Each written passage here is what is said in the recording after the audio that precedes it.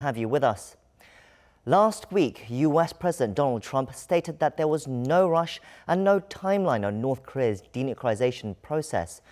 But reports have emerged that in private, he has vented his frustrations at the lack of developments his team has been able to make with Pyongyang. Even the issue of repatriating remains of US soldiers killed in North Korea during the Korean War, which his administration expected to be carried out relatively simply, has not yet taken place, and negotiations on that continue. Trump was warned that dealing with North Korea would not be easy, and it looks like he's coming to realize that himself perhaps now. We'll discuss that and more with an expert in the studio later, but first let's catch up on the latest headlines with Devin Whiting at the News Center. Devin? Hi, Jung-ho. Some shocking news today in South Korean politics. A prominent opposition lawmaker committed suicide Monday morning amid allegations that he accepted illegal political funding. In an apparent suicide note, he wrote that he did accept money, but said it had nothing to do with any illicit political favors. For more, we connect to our political correspondent, Kim Min-ji, who is on the phone with us. Min-ji, fill us in on the details, please. Devin Roh-Hoe-chan, a three-term lawmaker with the minor opposition Justice Party, jumped to his death this morning from an apartment complex in central Seoul. His body was first found by an apartment security guard at around 9:40 a.m. Police later found his jacket between the 17th and 18th floor of the apartment, where his mother and brother were living, and inside was his wallet, business cards, and the apparent suicide note. It's been a shock to both the ruling and opposition parties, especially given that Roh had been known for his clean image.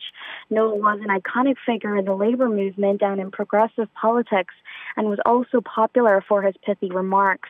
Now, however, his image was tainted after allegations surfaced that he received illegal political funds worth 50 million won, or over $44,000.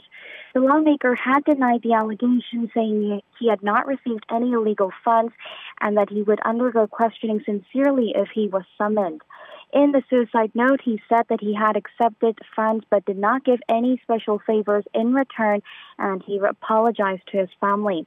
Now, police say that an autopsy will not be conducted in accordance with the wishes of his family and because his death is not regarded as suspicious. The Justice Party, which has been refraining from contact with the media, held an emergency meeting, and it says the funeral procession will be held on Friday, and more details from there I will have in our later newscast. All right, Min-ji, well, do keep us updated. And now, Roh had brushed off the allegations of having traded political favors for money. Can you give us the details of the investigation that he was connected to? Yes, Devin, if we go back a little bit, an investigation has been underway into an online opinion writing scandal, more commonly known as the Drew King scandal. A blogger known as Drew King is on trial for using illegal hacking programs to manipulate online comments and political news articles to sway public opinion and win personal favors. Now, as part of this probe, investigators had been tracking down the accounts of an organization that was run by Drew King, and in the process found that funds had been transferred to Roh in 2016. Now, more precisely, the special prosecutors believe that an associate of Drew King set up a meeting between Drew King and Roh-Hoe-chan and that he delivered the funds.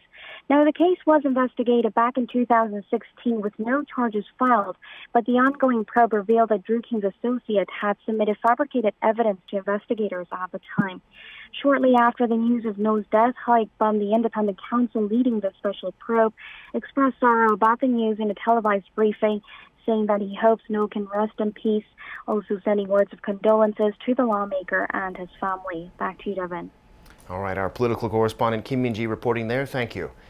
Now, the commander of U.S. forces in South Korea says the level of provocations from North Korea directed toward the U.S. fell sharply in the months before President Trump's summit in Singapore with North Korean leader Kim Jong-un. In a video link interview at the Aspen Security Forum over the weekend, General Vincent Brooks said they saw a big change occur after the November 29, 2017 missile launch, noting that the North has now gone 235 days without a provocation. Brooks added the challenge now is to continue to make progress with North Korea, and that the current level of diplomacy is like tulips blooming in spring. North Korea is pressing South Korea to be more proactive in declaring a formal end to the Korean War. On Monday, Pyongyang's external propaganda websites Uri Minjokgiri and Meari claimed the U.S. is refusing to work on ending the war, instead only making unilateral demands for the North's denuclearization. They said the U.S. has this attitude because South Korea is not being proactive. The website stressed that declaring an end to the war is an important point stipulated in the April summit agreement and therefore can't be delayed any longer. Responding to the post, the South Korean government said Seoul still aims to declare the war over by the end of this year and will work with North Korea and the U.S. to make that a reality.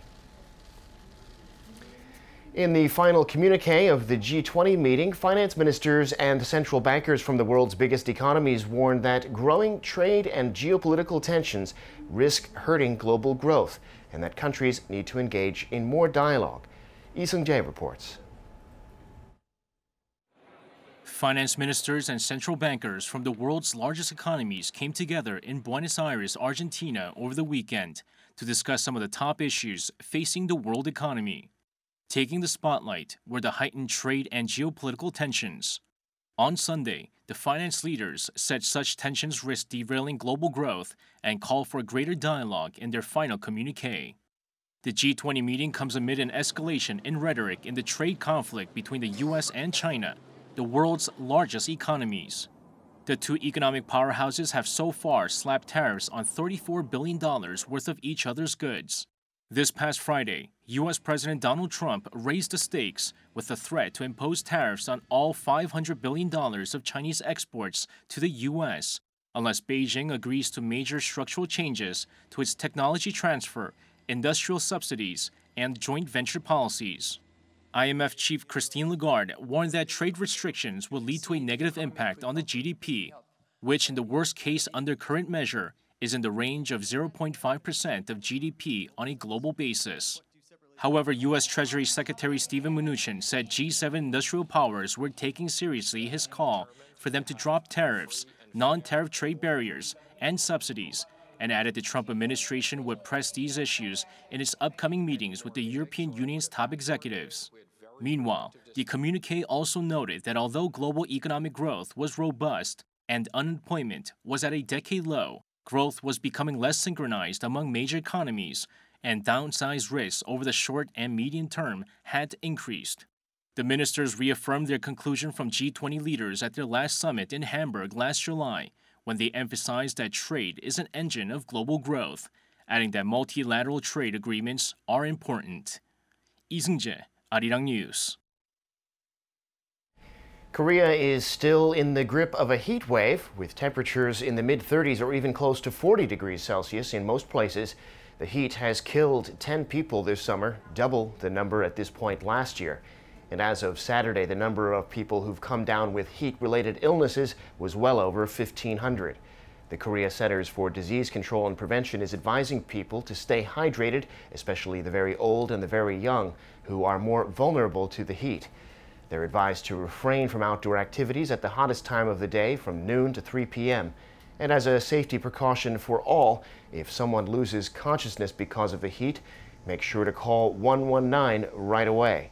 And while you wait for an ambulance, do not attempt to give water to the unconscious person because it could cause them to suffocate. I'm Devin Whiting, and those are your news headlines at this hour.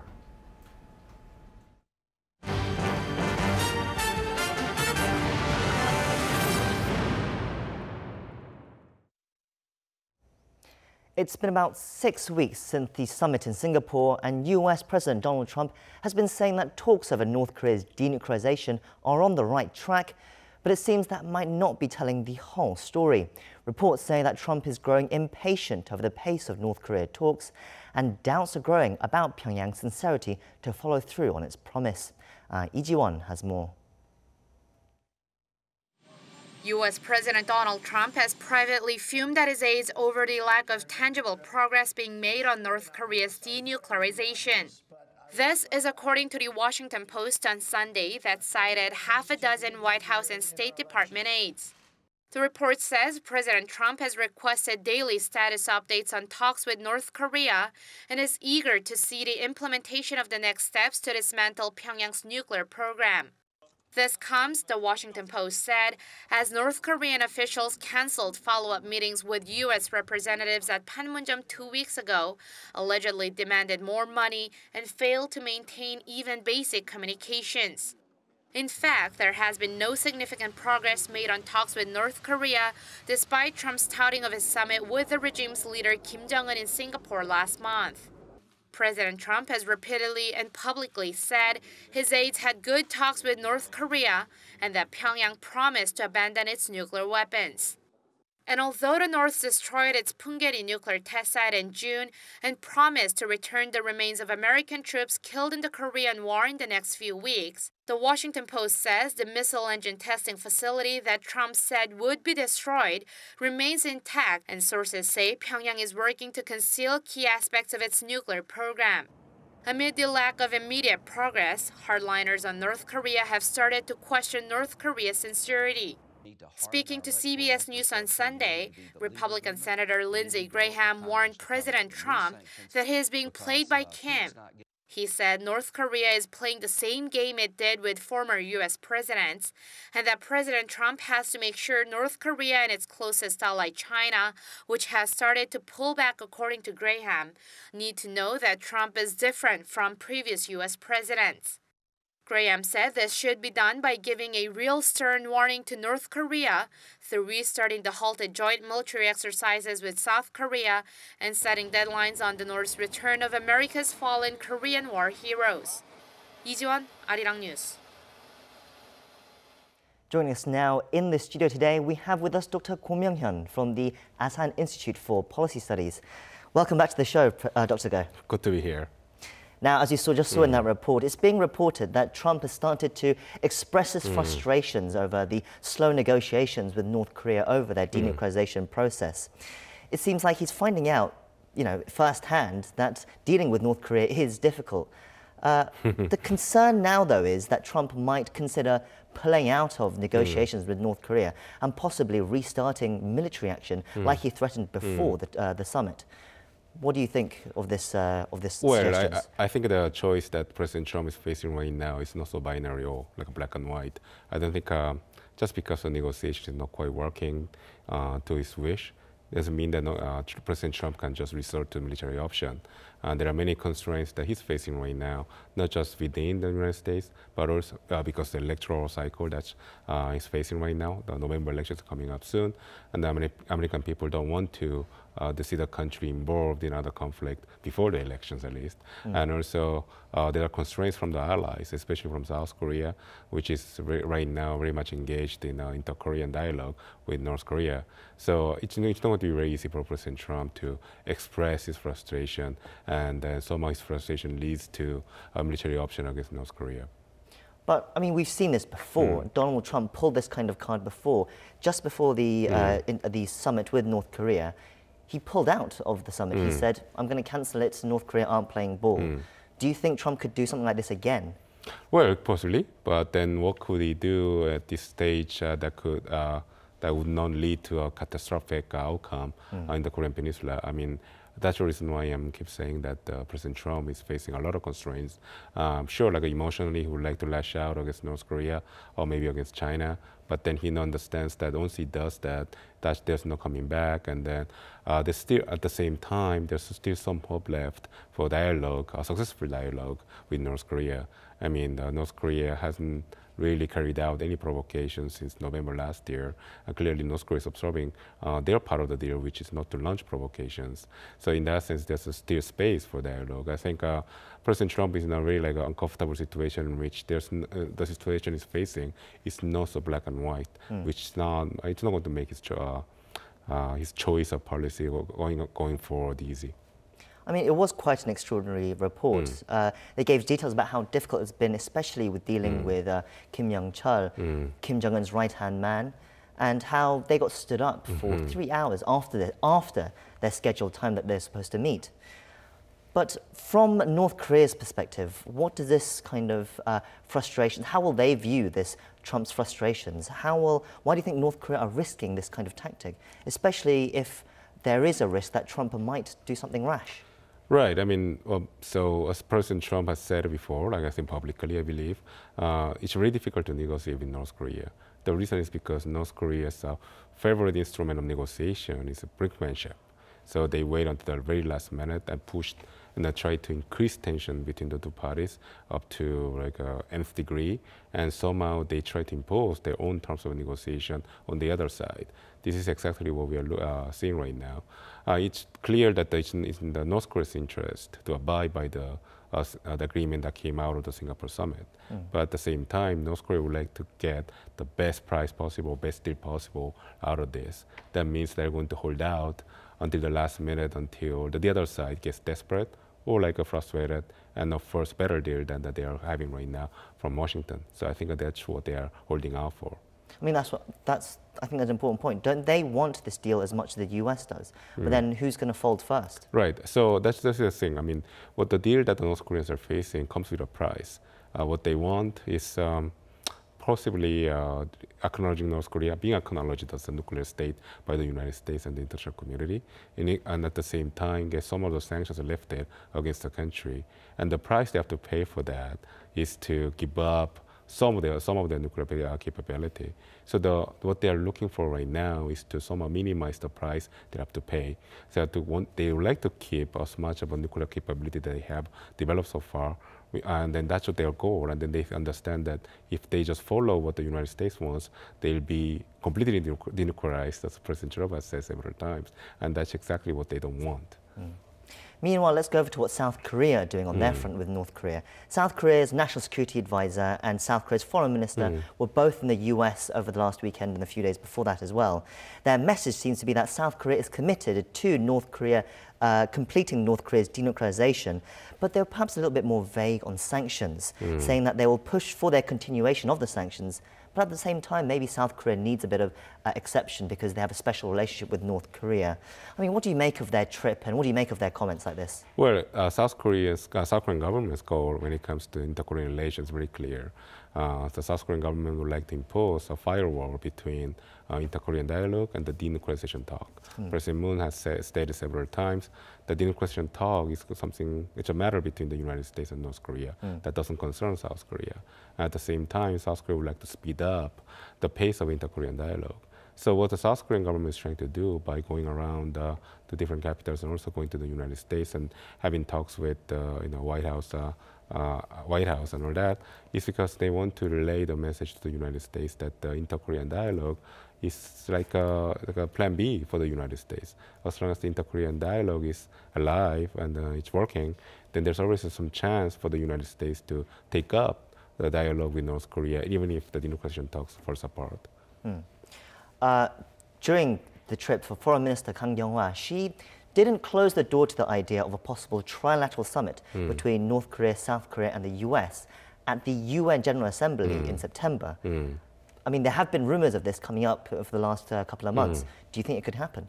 Well, first of all, we have to figure out whether Kim Jong-un would like to make that trip to New York and give a speech in front of the General Assembly, which I believe last year has recommended Kim Jong-un to be taken to the International Criminal Court. So there's a rich irony there. But besides that, I think Kim Jong-un, by nature, would like to get all the spotlight possible on himself. And the meeting at the General Assembly clearly he's not going to get the spotlight because there are many, many other leaders present at the same time and the same place. But then it doesn't mean that he's not going to make the trip to New York. I mean, there's some chance that he'll make it. And it's another way for Kim Jong-un to somehow increase the leverage over President Trump by making that trip to the United States and again expressing his commitment to denuclearization.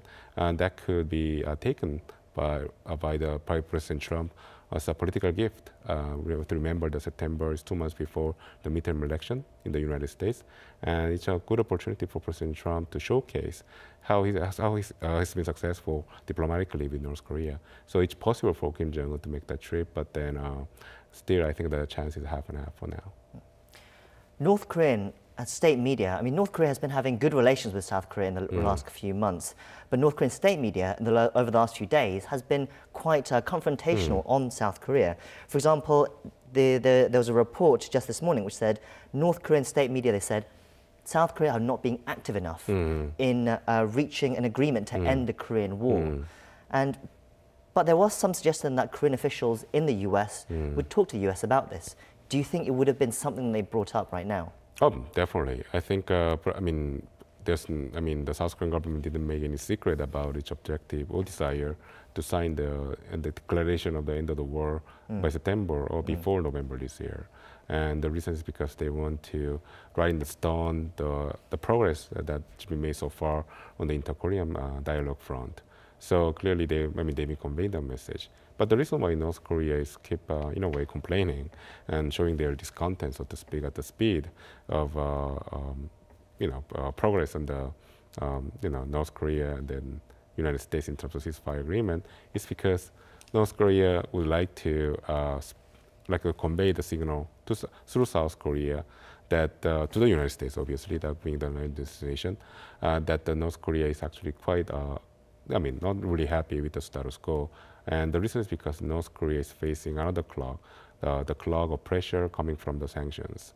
And they would like to convey the signal to Washington that if the sanctions remain in place the way they are now, and there's also no progress made in terms of reaching the declaration of a war, end of the war before the end of this year, then I think North Korea will be quite upset, and then they are not going to abide by their denuclearization commitment. That's the message that North Korea is trying to convey. As I said, North Korea, state media has been making other attacks on South Korea as well. For example, they've been saying things like the North Korean restaurant workers who defected to South Korea, if they're not returned, that they would, North Korea should cancel the separated family reunions. And they've been saying other things like South Korea should stop admiring themselves on the progress of inter-Korean relations because they've shown little steps towards North Korea as well. What do you make of this North Korea's confrontational attitude towards South Korea right now?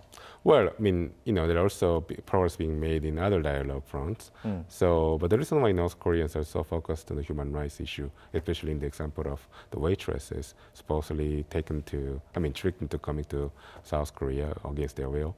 And the reason is because they want to use this issue as a way to somehow defend themselves, fend off pressure coming from the South Korean domestic opinion, as well as from the international community about the need to make progress in the North Korea's human rights records alongside with North Korea's progress in the denuclearization front.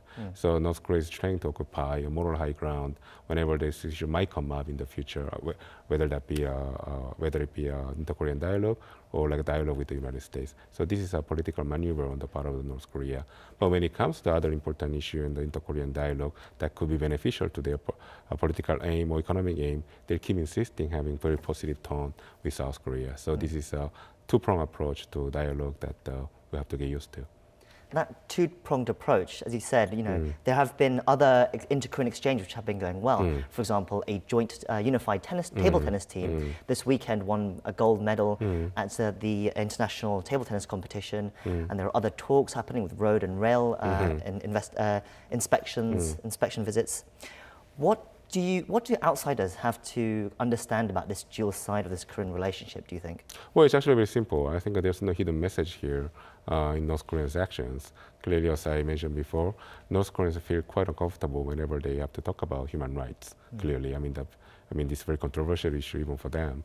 But on the other hand, when it comes to celebrating inter-Korean spirit through sports and the cultural events, they're all for it. When it comes to talking about linking the two Koreas through rebuilding the railway network connection, that's all for it because it's going to benefit them economically. So clearly, North Koreans' reaction to different inter-Korean issues driven by their judgment whether this issue is beneficial to them or not.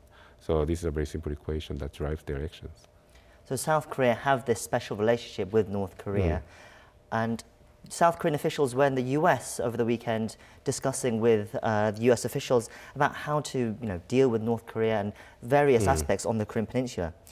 What role do you think now South Korean President Moon Jae-in and Seoul has to play in being the mediator, being the one in between North Korea and the US? Well, clearly, President Moon would like to somehow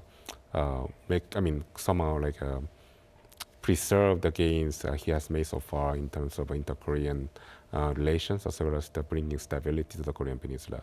I think that his primary objective is to avoid a scenario like last year when North Korea and the United States at the brink of starting a war.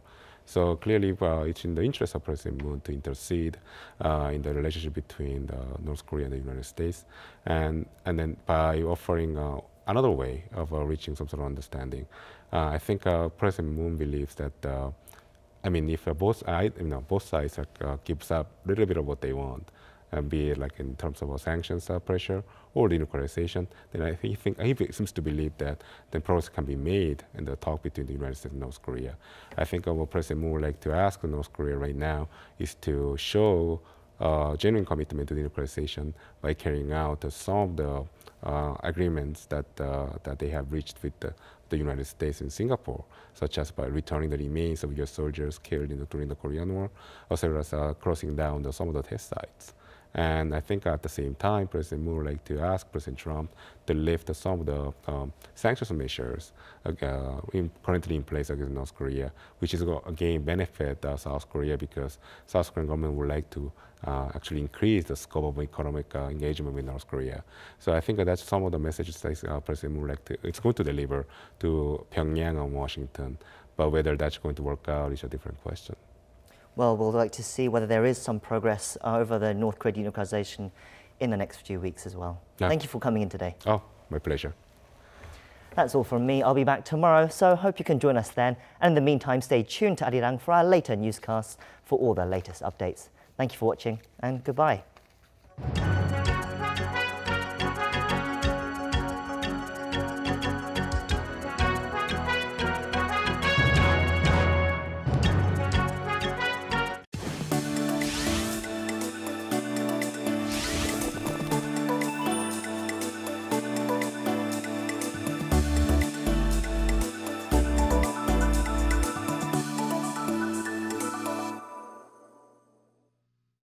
Hope lit up through connected lines. Things once unimaginable came true.